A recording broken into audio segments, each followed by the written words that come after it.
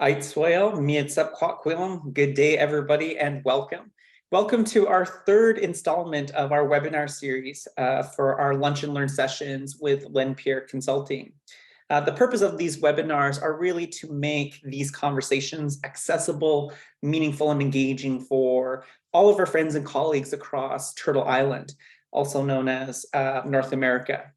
So we really want to create safe, open, accessible, respectful learning opportunities, no matter what your background is. If you work in healthcare, you are welcome here. If you're a teacher or a support worker in education, you are welcome here. If you're a doctor, social worker, nurse, CEO, businessman, private contractor, laborman, there's a room for everybody around these conversations. So thank you to each and every one of you who have tuned into this webinar series, hosted by myself. Today's conversation will be on Indigenous Allyship. And I created this presentation, which is now a course that we offer at LPC on allyship, because we had a lot of things that were going on in the year 2021. And I don't know if any of you remember this. In the year 2021, it was a very interesting year for us in the Indigenous landscape across Canada. In 2021, there was the release of the In Plain Sight report, which highlighted a really common fact that we all know as Indigenous peoples, but it highlighted how widespread systemic racism was anti-Indigenous across the BC healthcare system. In May 2021, there was the findings. For Canada, it was a discovery. For us, it was a recovery of 215 missing Indigenous children in mass unmarked graves at the Kamloops Indian Residential School. And then, of course, in September 2021 was the very first National Day for Truth and Reconciliation in this country. So there was a lot going on in that time. And one of the number one questions I would get in all of the platforms and the spaces that I had the honor of holding and hosting was, Len, how do I be an ally to Indigenous peoples at this time, especially when 215 happened? I mean, when 215 happened, which was just the beginning, it sparked this I'm losing my ability to articulate here, but it sparked this shockwave across Canada that triggered not just us as Indigenous people, it triggered parents, it triggered grandmothers and mothers and aunties, it triggered children, which was a long time coming. It was a long time coming. The finding of 215 children in mass unmarked graves was kind of like this metaphor of like this unearthing of a truth that can no longer go unacknowledged in this country. And so very well-intended, very kind, very respectful, very intelligent professionals that I had the opportunity to meet. It was the number one question I got in 2021. How do I be a good ally? How can I be a good ally to Indigenous peoples with all of these things that are going on? So that's where the creation of this presentation came from. By no means am I some master or expert in what it means to be an ally. I think I've learned a few things from being in spaces just like this. But the purpose and the intention of today's webinar is to share with you what I have come to learn about being an ally in the Indigenous context. So without further ado, why don't we get right into it? I promise I'll leave about 10 or 15 minutes worth of time to address any questions that you have throughout today's presentation. For all of my Indigenous friends, colleagues, and relatives on the line, or who are YouTubing this at home, I want to emphasize that I come to this presentation, this webinar, with sharing what I've come to learn. And I honor and recognize that we as Indigenous peoples all have our different perspectives and attitudes and feelings about what it means to be an ally. But I'm sharing with you, each and every one of you here live right now, and those of you listening to this YouTube video, what I've come to learn, lightly and with humility, for the purposes of learning and being in a space together, wanting to work together. There are tools that we can use. So without further ado, bear with me 1 second here as I share my screen. Ta-da! Okay, here we go. I'm just opening up the Q&A box so I can see that. We'll put that here. Okay. let's dive right into it. Here are some of the more common teachings I have received when it comes to what it means to be a good ally. Now, these teachings I've received I've collected over the last 2.5 years probably, and these teachings are coming from me listening to elders, colleagues of mine who are also Indigenous consultants. They've come from allies in action, people who are doing really good work, championing the work of cultural safety and humility or anti-racism. And they've also come from Indigenous colleagues who work in healthcare, work in leadership, or work in education. So I'm just cross-pollinating these really awesome, cool taglines I've heard about what it means to be an Indigenous specific ally. So the first teaching is it's not, allyship is not about being non-prejudiced. It's also not about, being kinder or more respectful to Indigenous peoples. It's an active engagement of reconciliation, Indigenous specific social justice, cultural advocacy, Indigenous specific equity, and decolonial processes. So it's rooted in justice doing. It has nothing to do with being a kind or a good person. We should already be kind and good people. So allyship is more of action. What can we do about all of the atrocities of the past? And not just atrocities of the past, systemic oppression, widespread systemic racism against Indigenous peoples, violence, state violence against Indigenous peoples is alive and well today. And so this is why we're here, and this is why we are having these conversations, because we need you. We need allies and champions to do this work. What is the saying? Many hands make light work. If we are paddling together in a canoe in the same direction, reconciliation will come that much more faster. And so for those of you who are non-Indigenous listening to my voice at this very moment or watching this video, thank you for being here, for participating, and for being present in these conversations. It is the magic zone we all want to be in. And it's the magic zone we want every Canadian citizen and concerned human across the planet to be in for human rights. Allyship is a continuous process of learning, but it's also a continuous process of unlearning. For those of you who have sat in on my cultural safety courses, there's this little thing called socialization. Socialization is coming to the fact that, and the understanding that we socialized Canada into being anti-Indigenous. There's no such thing as an isolated anti-Indigenous racist event. There's no such thing.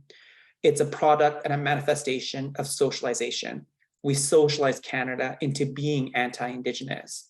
And if you look at any colonial country across this planet, there will be huge elements of colonial ideology and colonial socialization.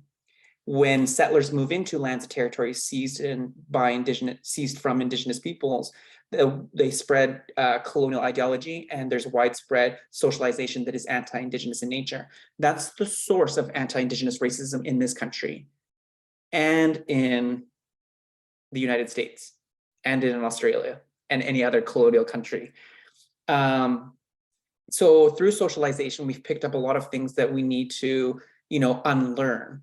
Things like stereotypes. And there's a laundry list of stereotypes that exist out there about us as Indigenous peoples, right?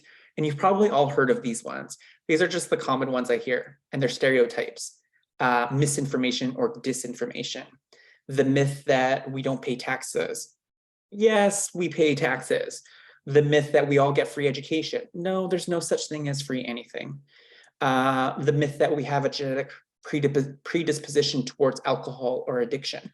It's all myths that are produced by socialization and that reinforce and scaffold systemic racism in this country. So it's not just a process of lifelong learning, it's also a process of unlearning. And we need to be a part of that unlearning process too as Indigenous peoples, because we have been exposed to socialization at some point or another too. It's also a continuous process of reflection and doing. And one of the greatest teachings I've ever heard was around the difference between being an ally and aspiring to be an ally. It's less about being an ally because, being an ally is really not achievable. You know, I never encourage folks to proclaim themselves to be an ally. It's not a badge of honor. It's not static. It's not a linear process. You know, we can only be allies in a moment, and that moment is rooted in action. And so with so much learning and unlearning that needs to happen throughout our lifetime, we can only aspire to be an ally. So I always encourage folks that we are aspiring allies. And you can aspire to be an ally to not just Indigenous folks, you can aspire to be an ally towards people with disabilities, people who identify as gay, lesbian, transgender, queer, non-binary, or two-spirit. You can be an aspiring ally towards people of color, you know, newcomers to Canada, but calling it an aspiring ally puts us in this zone of humility. And we want that zone of humility because it leaves up more open space in our heart and more open space in our mind to continue that learning journey. Allyship is exactly that. It's a journey, not a destination. It's a practice, not perfection. And that's often one of the hardest barriers to overcome. I spend so much time with friends and colleagues across the country who, and very much like myself, are really driven by our sense of perfection. And allyship is not going to be perfect. Reconciliation, not going to be perfect. Decolonization, it's not going to be perfect. It's social justice work. And for those of you who are social justice activists, we all know that this work is never perfect, right? Because we're in the business of change and transformation and human rights. And in those spaces, you know, there's a lot of figuring things out. There's a lot of learning how to be together with one another and challenging the status quo. And so there's a lot of rocking the boat that kind of happens. So it's not going to be perfect. And one of the greatest teachings that I've ever learned from my friend Marissa, who held our last Lunch and Learn session, I use as a principle for all of our social justice work in Indigenous specific social justice today. And Marissa taught me that in our culture, you know, correction is a sign of respect. If we correct you, it means we respect you.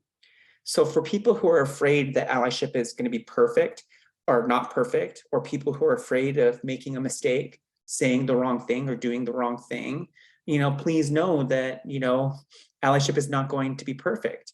And so if we correct you, it means we respect you and we care for you. If we didn't respect or care for you, we would let you walk out of that situation and make the same mistake a million times over. And how inviting is that? How welcoming is that, that we must give each other latitude to take action, but also know and welcome that there will be times where we will make mistakes. So it's not going to be perfect. The road is going to be bumpy. The road is going to be bumpy. The water's going to get choppy, and we're going to make mistakes from every now and then. It's also important to know that Indigenous peoples are the only peoples who can proclaim anybody to be an ally. You know, again, I would move away from this idea that we can self-proclaim ourselves as allies. It's not enough to name your privilege. You know, you must use that privilege for decolonization, reconciliation, and Indigenous cultural safety. When it comes to privilege, I'm just going to say it. I'm going to be transparent with you. Privilege is a little bit of a trigger word for a lot of people in this country, the vast majority of the population, I would say. Because when I teach anti-racism or I teach cultural safety, I drop the P word, privilege. And then people have a very strong reaction. They'll say things like, Len, I don't have any privilege.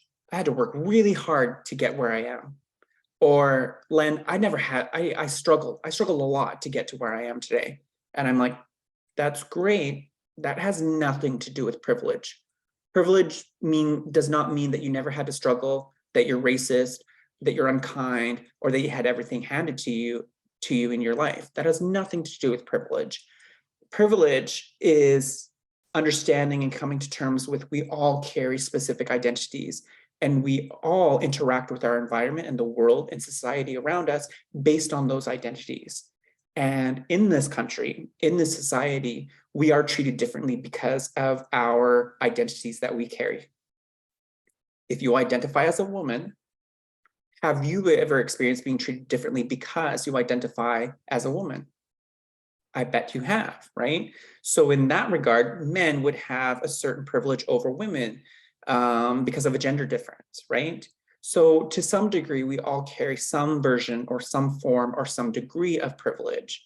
Now, for non-Indigenous peoples, there's a tremendous degree of privilege because of, you look at our context in being up against state violence against Indigenous peoples, stolen land and territories, resource exploitation and extraction, systemic oppression, widespread anti-Indigenous socialization.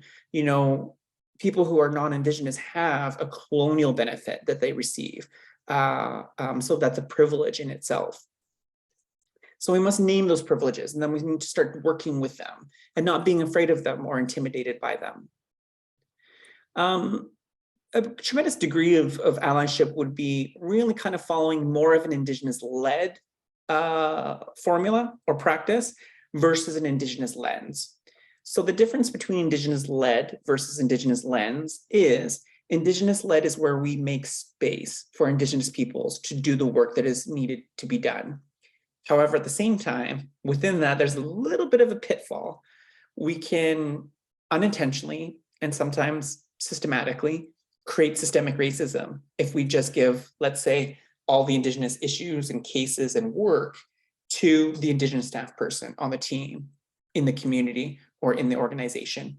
Again, many hands make light work, but we want spaces for Indigenous peoples to be in leadership positions, to influence the work, lead the work, govern the work, and have the ultimate decision-making and authority over very Indigenous issues. However, because there's not enough of us to go around, and we do want to make, more hands on deck, because more hands make light work, we do have other means of, alleviating the burden of representation on Indigenous peoples. And that looks like where you can follow an Indigenous lens. So let's say you've tried looking for an Indigenous staff person, you've wanted to bring in an Indigenous guest speaker or elder or cultural advisor, but really it's just not kind of working out. That's where you're going to want to utilize your resources. And your resources are videos, scholarly articles, tools and strategies developed by Indigenous peoples so that you can apply an Indigenous lens to the work that you want to do. So it's almost like a substitute for an Indigenous person to help guide, steer, and lead that work. Definitely speak up, use your voice, but don't speak up and speak over Indigenous voices. And this is a common practice I see in a lot of our corporate professional spaces of work that are shared with Indigenous peoples. Elders, I often see will speak during a meeting and say correct, probably the chair or another senior leader at the table. And immediately the senior leader or the chair wants to go into defense mode or overly protective mode. And so they say, no, I didn't say that. I didn't mean it like that. I didn't. And they start speaking over and they start justifying and speaking over the elder who just started talking. And so in my mind, I was like, okay, I appreciate that you want to, respond to the elder, but at the same time, cut the elder off. And really it was a really strong emotional response. So we want people to speak up and use their voice, but we want to make sure that we're not speaking over Indigenous voices. And at the same time, we don't want to speak for Indigenous peoples. So in our culture, we often influence conversations more than we dominate conversations. And so, we want to make sure that there's time, space, and a practice where we're looking at the Indigenous peoples who are in the room, in the space, and inviting them to speak or pausing to see if they have any contributions at that time. Because we don't want to speak for Indigenous peoples. We have a voice and we love using it. Another important takeaway, and I learned this from Dr. Vicki Reynolds, who's a cisgendered woman, non-Indigenous, and an incredible activist and scholar, and I follow a lot of her work. I'm a big fan. I learned from Vicki Reynolds that it's so important to, and it made so much sense in my mind, that allyship does not trump accountability. Just because you want to be an ally to an Indigenous person doesn't mean you hand over all your power, all your authority over to Indigenous peoples. That's not allyship. That's more in line with, assimilation and conformity, which is a colonial means. And we want to be decolonial in our work. So allyship does not trump accountability. If you have Indigenous partners or colleagues, a relationship is a two-way street. It's reciprocal in nature. So you need to be accountable to the Indigenous person, and the Indigenous peoples need to be accountable to you too. If you supervise Indigenous staff and you're non-Indigenous and you want to be a good ally, it doesn't mean that you surrender all your power and autonomy to Indigenous peoples. Again, it's reciprocal, and we need to hold accountability at the core of all of the work that we do within social justice. The greatest mistake is being afraid of making one. Again, mistakes will happen, and that's totally okay. Be fearlessly you, be authentic, be bravely you. We're really good at picking up, the sense when people are uncomfortable or people are not being themselves. You want to be true. You want to be authentic towards this work. Don't try to say things like how Len says them, or how elders say them, or how other, Indigenous leaders and influencers lead those discussions. Find your way, find your groove for talking about reconciliation. Find your own groove for talking about decolonization and Indigenous rights and resurgence and those types of things. Now I'm going to pause for a moment and share a little bit about a critical allyship foundation. It's a building block for really great allyship. Allyship, in my mind, will always start from this place of listening, active, disciplined, humble listening.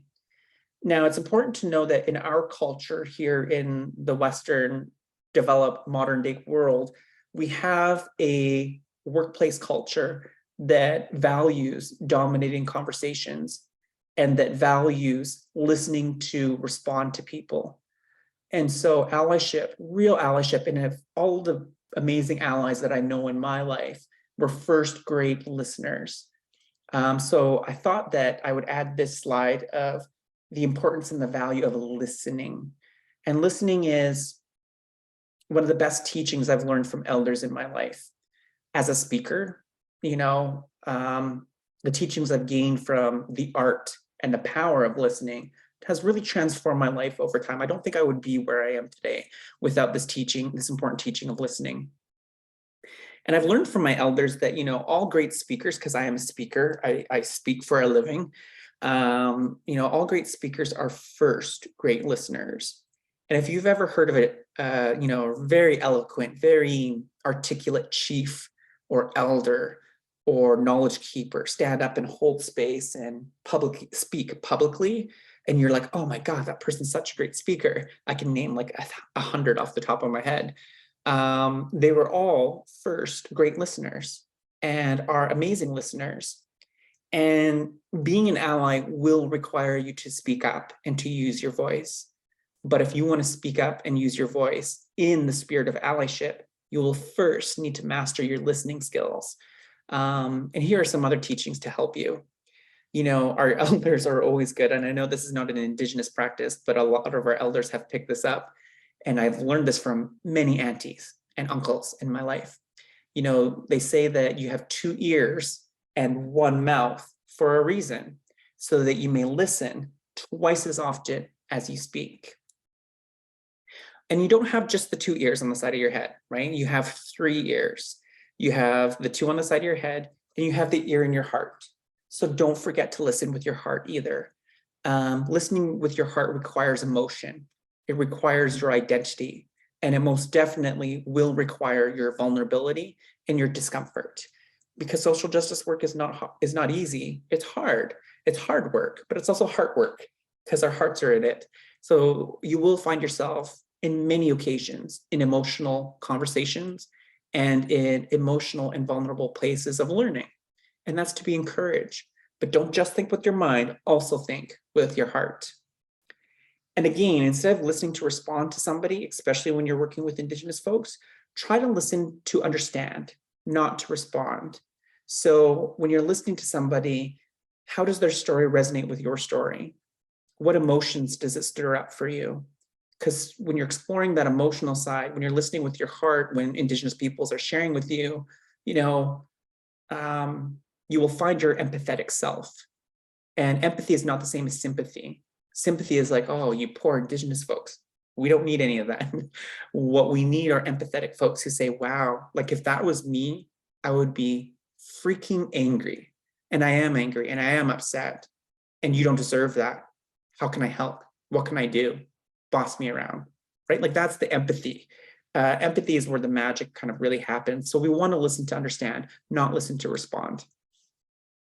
And also, understanding that listening to your heart creates understanding. And I love this teaching that, it's hard to hate somebody, you understand. It's hard to be afraid of somebody, you understand. It's hard to be mad at somebody, you understand. So listening with your heart, with your emotional, wholehearted self will create that understanding. Through understanding, we create awareness. And from awareness, we create control over our impulses, control over how we want to show up to be allies. So, this element of listening will kind of be this chain towards listening, understanding, awareness, and controlling how we want to show up in a good way. So again, a powerful teaching I've learned is that, we don't want to proclaim ourselves to be an ally, but I've also learned that to be an ally, you can only really be an ally in a moment. And that moment is rooted in action. That's how we get around performative allyship. Because there are a lot of people in a lot of spaces that I've shared with people who say things like, I'm an ally to Indigenous folks. Really powerful, really people in places of power. They're CEOs and businessmen and presidents and vice presidents and directors and executive directors. And I kind of go like this and I'm like, well, what kind of track record do you have for being an ally? And so I wondered, how do we get around this performative allyship? Because how do we know if somebody's being an ally or not? And when is somebody just saying an ally because they think it's being a good person or being a kind person or a respectful person? Again, which we should already be to our fellow human beings. So I've learned that you can only be an ally in a moment, and that moment is rooted in action. If you're on the bus and you see somebody harassing an elderly Indigenous woman and you intervene and you say, excuse me, that's not okay, that's unacceptable, and you create some safety and some distance between that person and the elderly Indigenous women, you're an ally in that moment. When you get off the bus, you're no longer an ally. When you're having dinner that night, telling your family and your friends, what kind of day you had and that you did this thing on the bus, you're no longer an ally. And when you're sleeping in bed at night, you're no longer an ally. So you can only be an ally in a moment, and that moment is rooted in action. That's how we get around that performative allyship. Now, I did that conversation, I did that talk once. I shared that teaching with a group of professionals, and somebody had started tearing up and they got really emotional. And I was like, oh no, what did I do? What did I say? Because sometimes that happens. Sometimes people get really emotional in my conversations because this is heart learning, right? And so I had paused and I had, invited this person to speak. And they said, I'm devastated at the thought that I can't be an ally all the time because I have relatives, children, nieces and nephews of mine who are Indigenous. And I thought I was an ally to them. And now, Len, you're telling me I can't be an ally? But I was like, oh my God, okay, yes, hold up. I get that spirit and that energy and vitality that you want. Your interests, your relationships, right, invested in Indigenous rights are aligned with ours. In that case, you are in solidarity with us. So allyship, is a moment of action. You're supporting the rights, respect, and dignity of Indigenous peoples or one person in a moment. Solidarity is a relationship. It's a friendship, an alliance with Indigenous peoples for Indigenous rights with accountability and action at its core. So allyship in a moment, solidarity 24/7, 365 days a year. Why the distinction? We need a way to navigate performative allyship where people are proclaiming themselves allies, but not doing an ounce of the work. So this is how we want to provide some distinction between these two areas, because your heart can be with us, your interests can be with us, your prayers can be with us, your intentions can be with us, but we do need to navigate, performative allyship, because it's really important, especially in a time of truth and reconciliation, because we don't need more sympathizers, we need more doers. We need more people to stand beside us, stand behind us, and stand with us and follow our leadership and our agenda. Oh my gosh, how many of you heard about this story with Julie Black, right? Julie Black had a huge moment of allyship. If you didn't get a chance to see this news story, Julie Black, I think it was over the weekend or last week, I can't remember, was welcomed to the floor at the NBA All-Stars game. And she was welcomed to the floor to sing the Canadian anthem. And in singing the Canadian anthem, she made one word choice change in the Canadian anthem. Instead of saying, "Oh Canada, our home and native land," she's saying, "Oh Canada, our home on native land."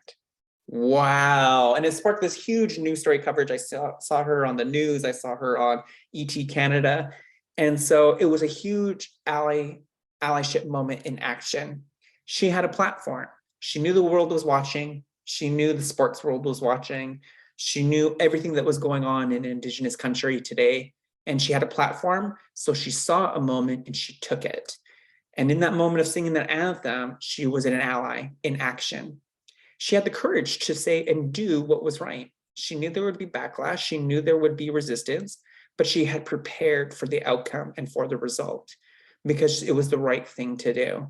And this is a really strong, good example of allyship in action. And ultimately, it's based on that premise and the foundation of dignity and respect to do what is right. With all great initiatives, allyship is not without its pitfalls either. So here are just a few pitfalls to watch out for. So again, performative allyship. Watch out for people who are proclaiming themselves to be allies, but not really doing any of the work. So allyship is not claimed, and it's not linear, it's not static. And as we've learned, you can only be an ally in a moment, and that moment is rooted in action. Watch out for the savior mentality. The savior mentality is really important because it's been my experience that people who are really well-intended will show up to Indigenous contexts, Indigenous spaces, and then they hear things like the atrocities of the past, such as the residential schools, or maybe the 60s scoop, or the potlatch ban, or other stories of anti-Indigenous racism. And they feel this calling, they feel this strong emotional response where it's like, oh my God, I can't believe Indigenous peoples are going through that. And one of the impulse reactions is to want to go out there and save all the Indigenous peoples. And I'm like, hold up, we don't need saving, right? We don't need saving. And I heard this from Chief Harley Chappell last week. He said, we don't need saving. We don't need you to hold us up. We got our people for that. We got our communities. We have our nations, our elders and our ancestors to hold us up, but we don't need holding up. That was an important teaching that I took away from Chief Harley. But we don't want saviors, and saviorism is a very dangerous mentality. And I say that very intentionally with some audacity. A savior mentality was really the foundation of the residential schools because it was designed to save the Indigenous child from their heathen environment. And then look at all of the lives lost and the quality of life lost because of a savior mentality. So we want to watch out for that savior mentality. We want people to be engaged. We want people to learn and to keep coming back, but we don't need saving. Again, we need people to stand beside us, stand behind us, and stand with us. So I know somebody's thinking about this as a question. Len, how do we navigate being an ally versus being a savior? Being an ally comes from a social justice model. Being a savior comes from a charity model. A savior will walk into an Indigenous space with the charity model in mind and say something like, I'm here, I'm going to help you, I'm going to do this for you, and you're going to like it, right? That's the performative savior type of mentality, a charity model. An ally will show up in an Indigenous space with a social justice model and say something like, I'm here to help. How can I help? Boss me around. Tell me what I can do, right? That servant mentality, that servant leadership style. And we also need to watch out for savior mentality in places of Indigenous work. So if there's an Indigenous position or a position required to support Indigenous peoples, communities, or initiatives, we want to be very mindful about the mentality and the model that they are working from. Are they working from a social justice model, or are they working from a charity type of model? So that's a big one that I'm trying to navigate and encourage organizations to navigate to in a time of truth and reconciliation. And the last pitfall is the pitfall of no relationship. There's no relationship with Indigenous peoples. There's no ongoing learning. There's no attempt or seeking of opportunities to continue their learning or unlearning. So allyship is a two-way relationship with respect and dignity at its foundation. So I wanted to equip you with these strategies for talking about racism too, because I think a lot of us feel like to be good allies means that we need to use our voice, but at the same time, how the heck do we call out racism, or how the heck do we call out things that are not safe for Indigenous folks? So I wanted to give you this scale that we use at LPC. A lot of people think they need to call out racism. I mean, calling out racism, call out culture has its time and has its space. A lot of people say things like, oh, call out culture is a bad thing. I'm like, well, sometimes it depends on the context. So calling out racism or discrimination or unsafe practices for Indigenous peoples has its time and has its place. The goal of calling it out is to shut it down. It's where we need to shut down racism or unsafe practices. I would use this tool and this strategy in public. I wouldn't use it with people I know and people I care about. So friends, colleagues, I wouldn't call out racism or discriminatory language or anything like that. That's not really good response, because it's not healthy, it's not constructive. In that case, I would use call in culture. Calling in culture is about addressing unsafe behavior, discriminatory behavior, culturally unsafe behavior. Calling in is different because you're not making it about the person, you're making it about the behavior you witnessed. So if we were in a team meeting and I heard a colleague of mine say something that was borderline or outright racist or discriminatory in nature, and I feel this calling that I need to respond to it, I wouldn't call them out, because their immediate defense will be, their impulsive defense will be, I'm not a bad person, you're wrong, Len, right? Not healthy, not constructive. I would wait until the meeting is over. I would say, hey, so-and-so, can I talk to you for a second? I have some feedback for you. Knowing you, and I've been working alongside you for so long, I wanted to give you a little bit of piece of feedback that I heard you say back there. And you probably didn't intend it, but this thing you said, was, to me, in my perspective, and from what I've learned about racism or discrimination and cultural safety, was quite harmful in nature, because did you know this? So you make it a learning opportunity. It's about the behavior, not the person. It's done in private, and it's done with the permission of feedback. You're like, hey, can I give you some feedback? And they're going to say, probably, yes. And then you're going to let them know, I hope you would give me feedback if you see me do something or say something that was, unsafe in nature. It's more healthier, more constructive means of talking about racism. And then, of course, there's lean in culture. Lean in culture is creating safe spaces for learning and feedback. This is much more proactive. So if you're a part of teams or you're leading teams, how do you create a culture of feedback with your team? Dr. Vicki Reynolds says, we need cultures of critique, cultures of criticism. We want to be critical with ourselves. We want to give feedback to our team and to the people that we work with. Feedback is our friend in these spaces. And this is something I tell my team all the time. In every LPC team meeting, I'm like, feedback is your friend. And if I ever say something that is unsafe, discriminatory, prejudiced, biased, I want to know about it, because I don't want to perpetuate harm against people, anybody. And then so, encouraging that and asking people to also encourage feedback for themselves. So that's strategies and how we could talk about racism, right? Because often as an ally, you're probably going to have to talk about racism at some point. You might have to call it out. You can also call it in, or you can lean into it.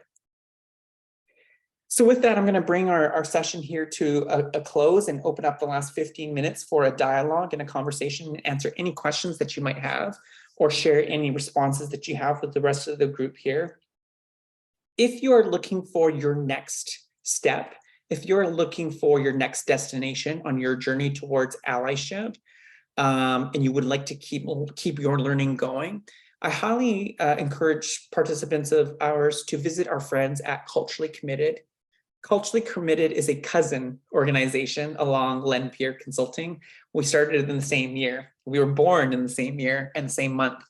Our friends at Culturally Committed are a non-Indigenous group of allies and champions for culturally safe practices who come together all across the province monthly to learn about Indigenous history and culture and values, struggles, anti-racism strategies and techniques, and how to be good allies alongside Indigenous peoples.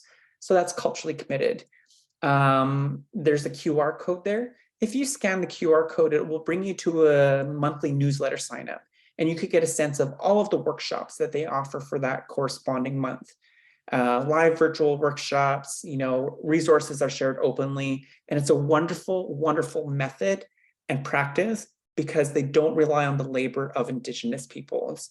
They are non-Indigenous allies who said, we need to start owning some of this work too. They are led by Indigenous voices and values. They have cultural mentors. I'm one of them.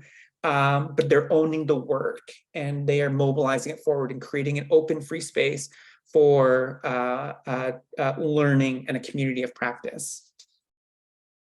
So now we'll move into any questions that you have. Again, nothing is off the table for discussion today. Any comments or reflections that you would like to bring into this space, feel free to use your reaction button. You do have the ability to raise your hand if you would like me to unmute you, and I will welcome you into the space.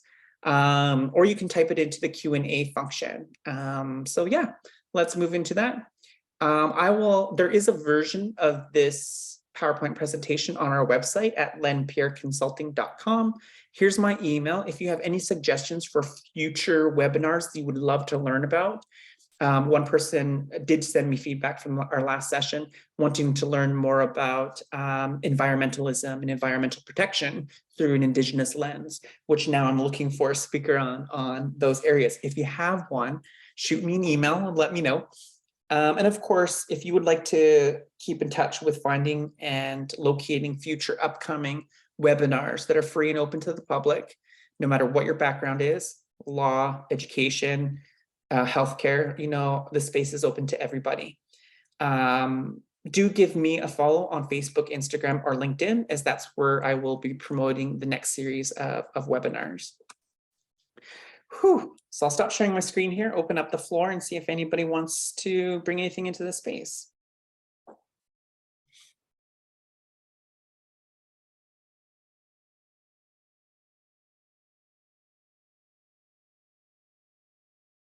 Oh, I love this from Bruce in the Q&A.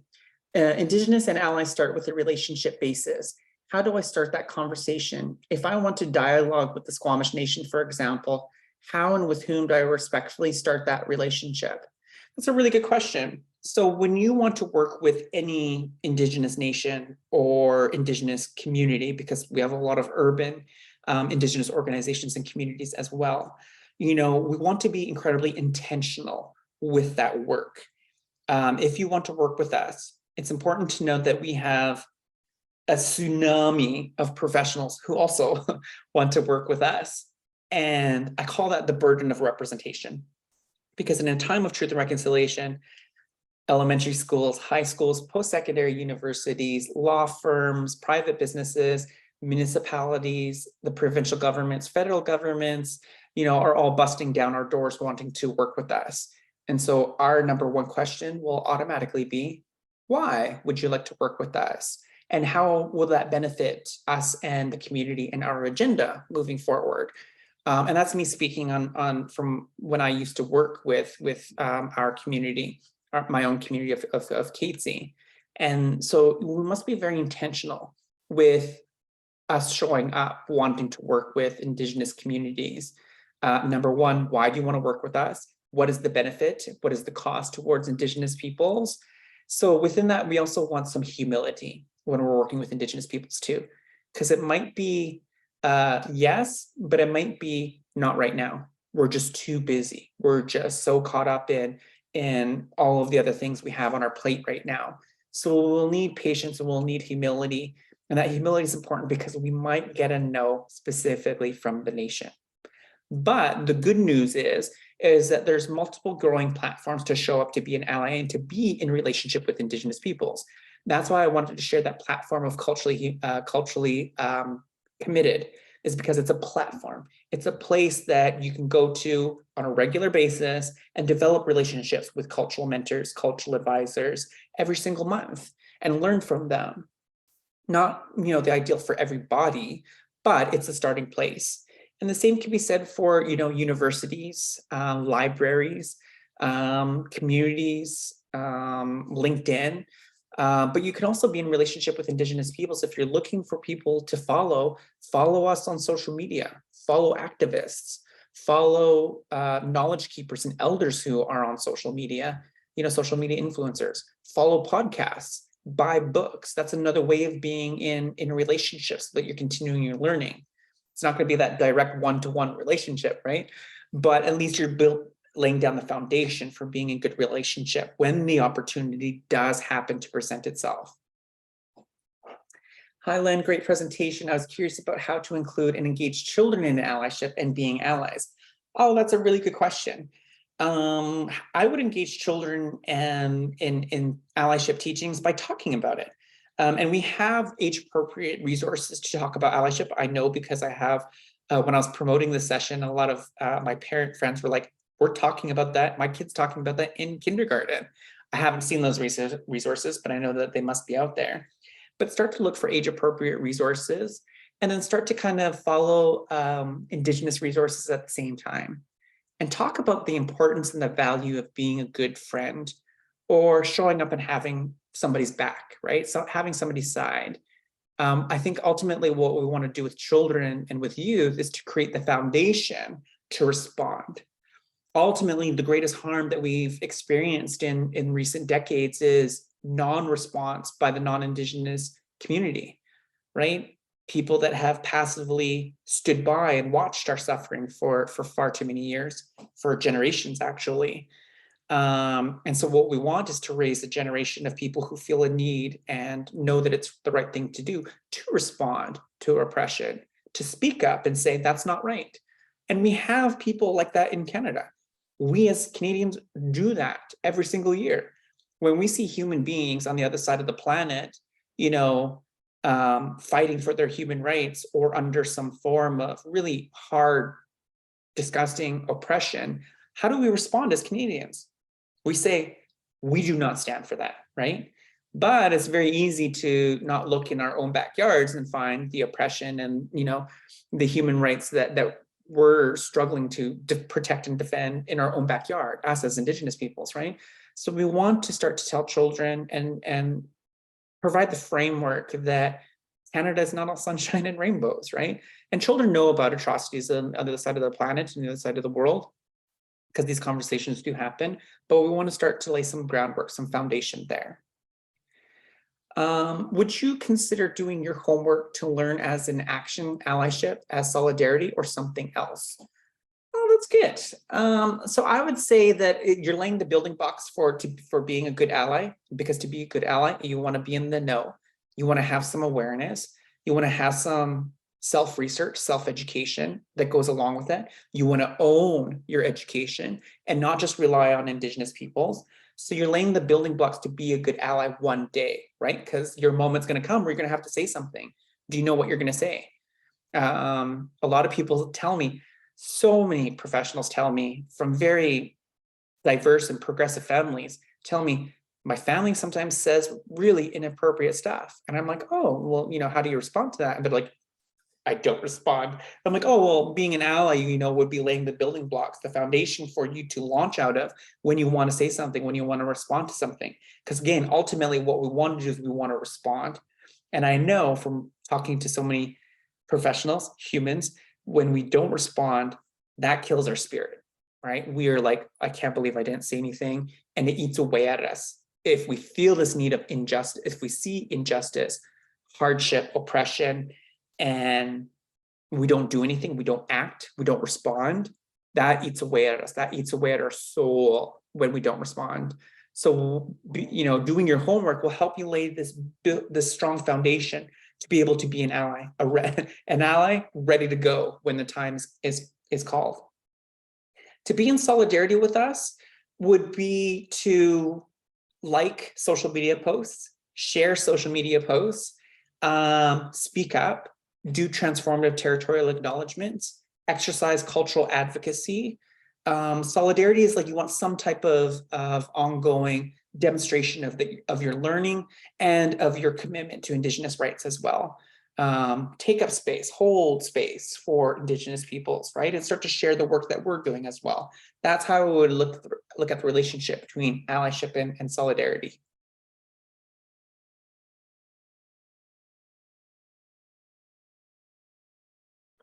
Oh, this is a really good question from Ginny. I'm wondering how to say I'm here to help, boss me around, without placing that undue burden on Indigenous colleagues and clients. Thank you so much for this incredible learning opportunity. Absolutely. So, when I'm saying, I'm here to help, boss me around, that's being very explicit. We don't have to necessarily be explicit in our day-to-day, operations when we're showing up to Indigenous spaces, but do show up and have a presence and have the patience and the faith in knowing that if we see you, and we will see you, we're not afraid of asking you to do something. But if you're sensing that, and you'll sense it, you can only feel it out, right? You can't really think it out. You'll feel it out. You'll feel if you're in our space long enough, in the context long enough, that you're like, okay, I think I gotta help out. And then just, go around to somebody and say, is there something I could do to help? I feel like, and then just say what you would normally say. But the mentality, the framework that you want to kind of come from is like the servant mentality, the support mentality. Like, boss, like, I'm here to help. Is there something I can do? Asking, is there something I can do? Is there some way I can help? Or demonstrating your excitement, your commitment to whatever project or work is at hand, and saying, hey, I really am excited about this project, this work that you're doing. Is there some way I can be involved? No worries if it's not right now, but please keep me in mind. I'm here to help you if there's something that I can do. I get that from allies all the time who I share the piece of work that I'm working on, and they're like, oh, I would love to be a part of that someday. If you ever need extra hands on deck, or if you ever need a writer, if you ever need a reviewer, if you ever need a policy analyst, people are like, I'll help you, Len, just say the word. But it's no worries if it's not right now, right? So that humbleness, that humility, and that servant mentality really go a long way.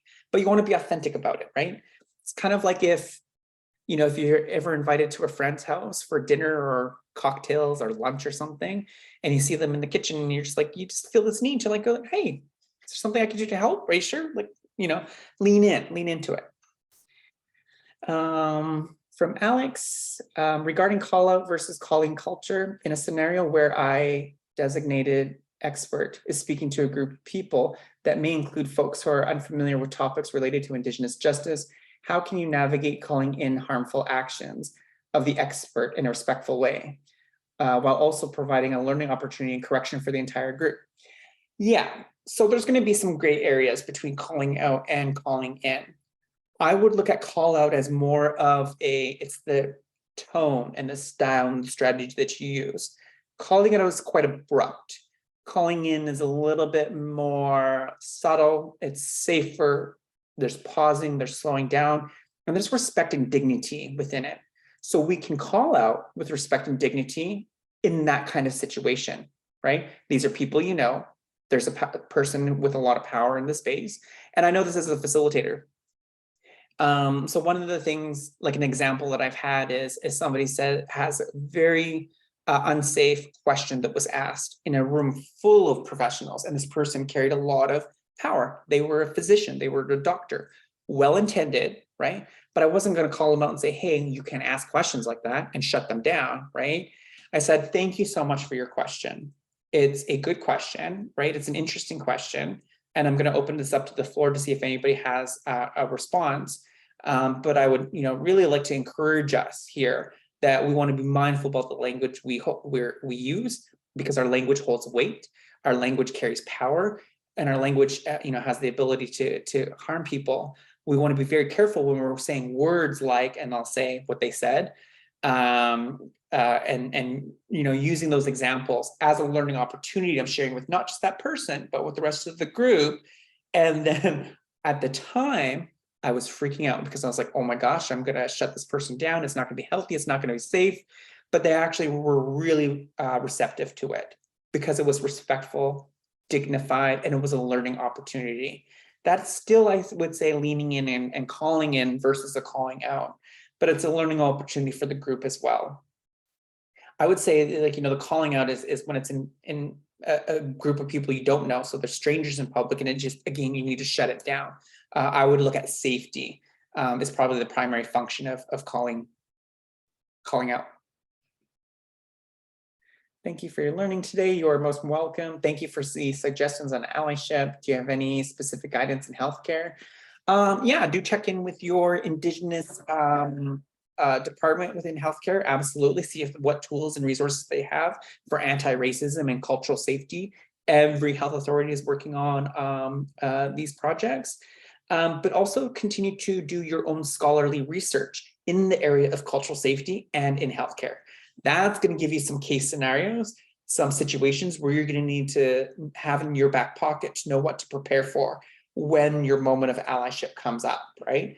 There's thousands of contexts in the domain of healthcare where we are going to need to prepare a workforce to be ready to be allies, to call in racism, call it out, lean in, right? Sharing resources with your colleagues, those types of things.